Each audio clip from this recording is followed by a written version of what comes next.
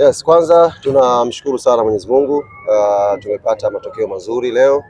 Tumepata pointi 3 kwenye mchezo mgumu kwenye huu mzunguko wa pili, na zilikuwa pointi 3 muhimu kwa ukitazama msimamo wa ligi ulivyo.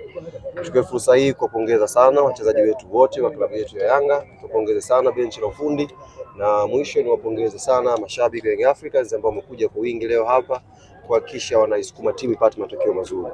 Ni vile Mwenyezi Mungu alipanga hii mechi ishe 2-1, lakini kipindi cha kwanza tulitengeneza nafasi nyingi ambazo tungeweza kufunga hata goli 4 mpaka 5, lakini kipindi cha pili tumerudi, ukizingatia tuna mechi back to back, tuna mechi hapa ya kombe la CRDB, tuna mechi hapa ya ligi tena kule Manyara.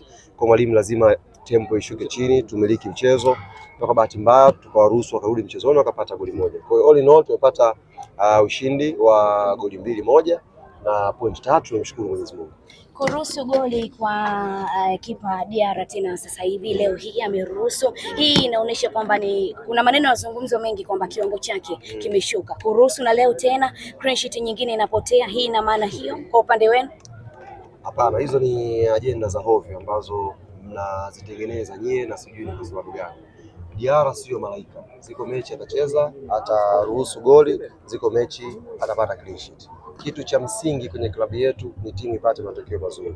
Hatuko hapa kuangalia nani anapata clean sheet, nani kapata goli.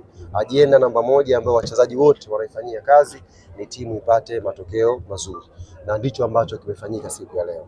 Kwa hiyo ikitokea Diarra ameruhusu goli, mnasema kiwango kimeshuka. Amecheza mechi 3 hapa na clean sheet, hamna mtu aliyesema Diarra kiwango chake kipo juu. Ni kwa sababu bora wake ni mkubwa sana, na sasa mmemzoea, mnamtengenezea makosa. Goli lilofungwa ni goli la kimpira kabisa. Unawapongeza Azam, wametumia mistake yetu kidogo kupata matokeo mazuri. Kwa hiyo sidhani kama ni mjadala, na kama ukiwa mjadala basi mjadala watu ambao hawajui mpira kabisa.